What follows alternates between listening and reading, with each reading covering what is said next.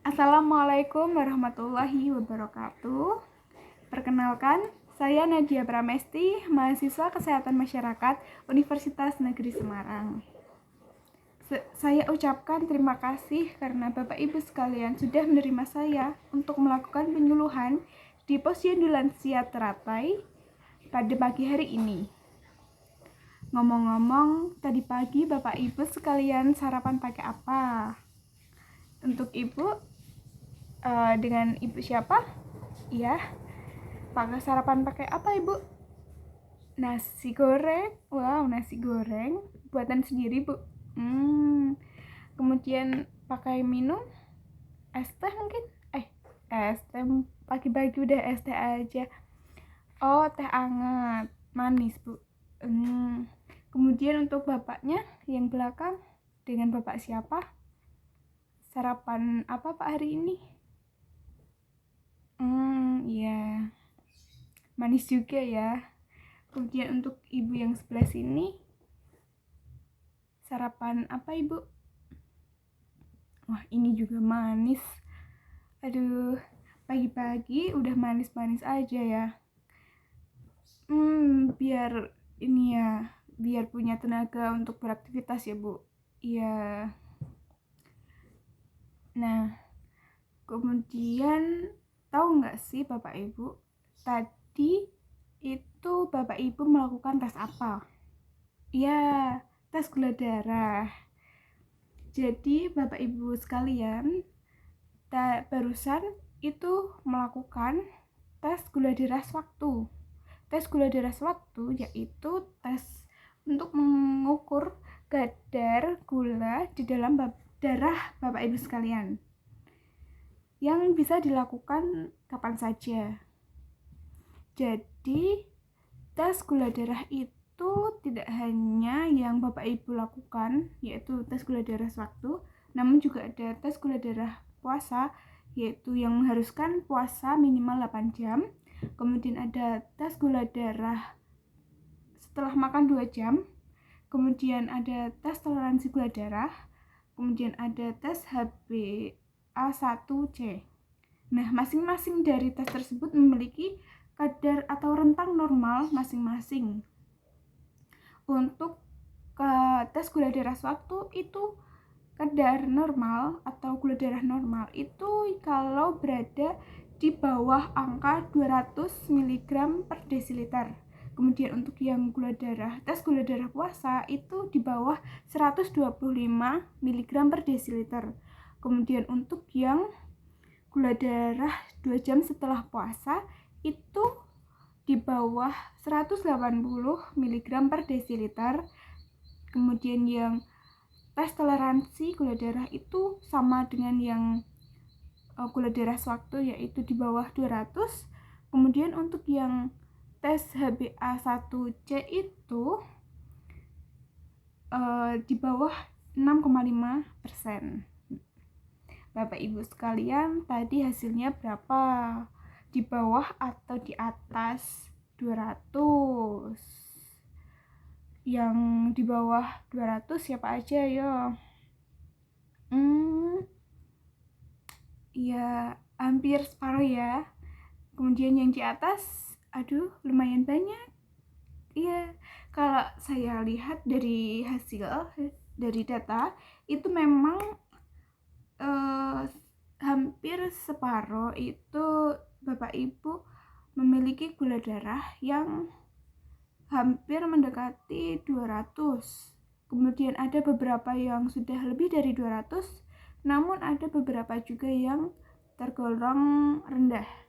Nah, itu termasuknya normal.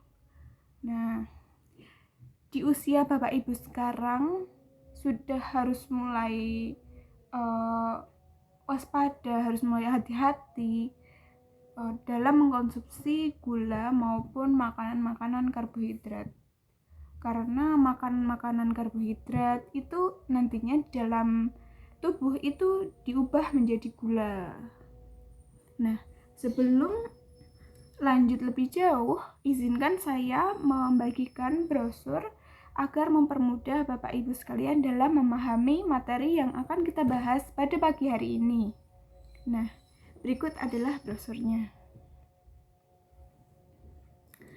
Baik, sudah menerima semua Bapak Ibu? Ya, bisa dibaca-baca dulu sebentar, kemudian nanti akan saya lanjutkan. Baik, apakah sudah? Ya. Sebelumnya, apakah ada yang tahu apa itu diabetes? Ya, silakan Ibu. Iya, benar, kencing manis. Ya. Jadi, diabetes itu suatu kondisi di mana pankreas itu tidak bisa menghasilkan insulin secara normal karena disebabkan oleh gula yang terlalu banyak di dalam tubuh, sehingga pankreas itu sudah tidak bisa mencukupi dalam menghasilkan insulin. Nah, jadi secara rinci atau secara detail proses terjadinya diabetes adalah sebagai berikut. Karbohidrat yang masuk ke dalam tubuh kita itu diolah menjadi glukosa. Glukosa digunakan oleh otak, otot, dan sel-sel tubuh lain untuk melakukan metabolisme sebagai energi mereka. Nah, bagaimana bisa masuk ke dalam otak dan otot, jantung, dan sel-sel tubuh lain? Itu melalui darah, menggunakan insulin.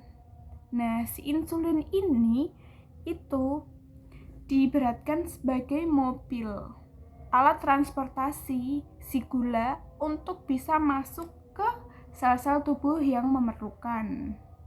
Nah, seperti itu Bapak Ibu. Jadi ibaratkan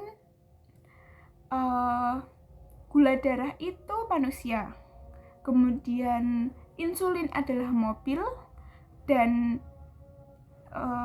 sel tubuh adalah jalan tol. Jadi untuk bisa masuk ke jalan tol, kita perlu untuk menaiki mobil. Ketika kita hanya jalan kaki, kita tidak bisa memasuki jalan tol. Nah, begitu pula dengan gula darah. Gula darah memerlukan insulin untuk bisa masuk ke sel-sel tubuh kita. Nah, pada kondisi tertentu, pada kondisi gula yang berlebihan atau glukosa yang berlebihan, itu terjadi ketika Bapak Ibu sekalian itu mengkonsumsi banyak karbohidrat, banyak makan makanan manis, minuman manis. Itu berarti gula yang ada di tubuh kita itu sangat banyak. Untuk mengimbangi hal tersebut, si pankreas itu memproduksi insulin lebih banyak. Semakin banyak yang masuk ke tubuh, semakin banyak insulin yang masuk. Nah, mengakibatkan setiap sel itu memiliki kelebihan gula. Kemudian seiring dengan berjalannya waktu, semakin keras kerja si pankreas yang menghasilkan insulin ini tadi, pankreas itu mengalami kelelahan, sehingga mengurangi jumlah insulin yang dia hasilkan. Akibatnya apa Bapak Ibu?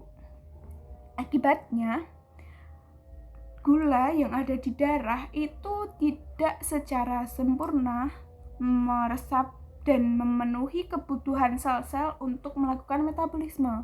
Gula-gula tersebut tetap berada di darah hingga akhirnya nanti ke ginjal dan keluar melalui urin. Nah, ketika hal ini terjadi, itu mengakibatkan seseorang itu mengalami sering kencing. Nah, sering kencing ini mengakibatkan atau diikuti dengan rasa haus yang terus-menerus. Nah, kemudian di sisi lain, ketika sel-sel tubuh itu kekurangan asupan gula, Sel-sel tubuh mengisyaratkan atau memberikan sinyal ke otak untuk makan terus, banyak makan terus, karena mereka merasa mereka itu tidak menerima makanan, tidak menerima asupan untuk melakukan metabolisme. Maka mereka memberikan sinyal ke otak untuk si manusia itu makan. Nah, sehingga penderita diabetes itu cenderung lebih sering makan. Namun, meskipun sering makan, seorang penderita diabetes itu berat badannya tidak naik, bahkan cenderung menurun. Maka perlu diwaspadai apabila Bapak Ibu sekalian itu nafsu makannya meningkat, namun BB-nya, berat badannya itu tidak naik atau bahkan menurun. Maka dapat diwaspadai kalau Bapak Ibu sekalian mengidap diabetes. Nah, kemudian komplikasi lain apabila terjadi diabetes yaitu kemampuan regenerasi tubuh itu menurun karena sel-sel yang bertugas meregenerasi itu tidak menerima asupan makanan, sehingga ketika Bapak Ibu luka itu sulit untuk sembuh. Nah, seperti itu Bapak Ibu. Jadi sebenarnya gula memang dibutuhkan oleh tubuh, namun harus dalam takaran yang pas. Ya, meskipun kita seringnya ngerasa butuh banget gitu ya Pak Bu, kalau pagi-pagi itu minum teh manis biar bisa beraktivitas, biar nggak lemes gitu kan ya. Tapi ternyata kita itu harus mengontrol asupan gula kita agar tidak mengalami diabetes. Nah, untuk mencegah atau apabila Bapak Ibu mungkin angka hasil tes gula darahnya udah hampir 200 nih, ada beberapa hal yang bisa dilakukan untuk mengatasi hal tersebut. Di antaranya adalah diet atau mengatur pola makan seimbang. Jangan terlalu manis, jangan terlalu banyak karbohidrat, cukup seimbang sesuai dengan pedoman isi piringku. Tahu nggak Bapak Ibu, pedoman isi piringku itu jadi piring dibagi menjadi 2, kemudian dibagi menjadi 2 lagi, jadi terdapat 4 bagian. Namun ada bagian yang lebih mungkin lebih sederhananya, piring dibagi menjadi 3 bagian. Nah, 1 bagian untuk karbohidrat, 1 bagian untuk sayur, dan 1 bagian lain itu untuk lauk pauk dan untuk buah. Nah, itu cukup menjadi acuan atau pedoman agar tidak mengkonsumsi karbohidrat dan gula yang berlebih. Kemudian selain itu, kita bisa melakukan aktivitas fisik seperti berjalan minimal 30 menit, berlari, bersepeda, berenang, atau sebenarnya melakukan aktivitas fisik biasa seperti menyapu, berberes rumah, itu yang mengeluarkan keringat dan menggunakan energi tubuh. Itu bisa mengontrol gula yang ada di tubuh kita. Kemudian selain itu, Bapak Ibu sekalian juga harus mengontrol emosi negatif, terutama emosi negatif. Kemudian mengontrol stres, tidak terlalu cemas, karena meskipun tidak berhubungan langsung dengan penyebab diabetes yaitu bertambahnya gula, namun dengan stres, cemas, dan berpikiran negatif terus itu dapat merusak metabolisme tubuh Bapak Ibu sekalian. Jadi ibarat kata itu mendorong atau mendukung terjadinya si diabetes ini tadi. Nah, jadi gimana? Apakah sudah lebih paham terkait apa itu diabetes, bagaimana bisa terjadi diabetes, dan bagaimana mencegahnya.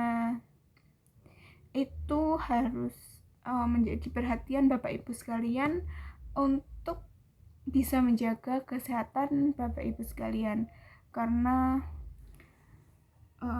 kan lebih enak mencegah daripada mengobati. Nah, mungkin sekian dulu dari saya, banyak salahnya mohon maaf. Wassalamualaikum warahmatullahi wabarakatuh. Terima kasih Bapak Ibu.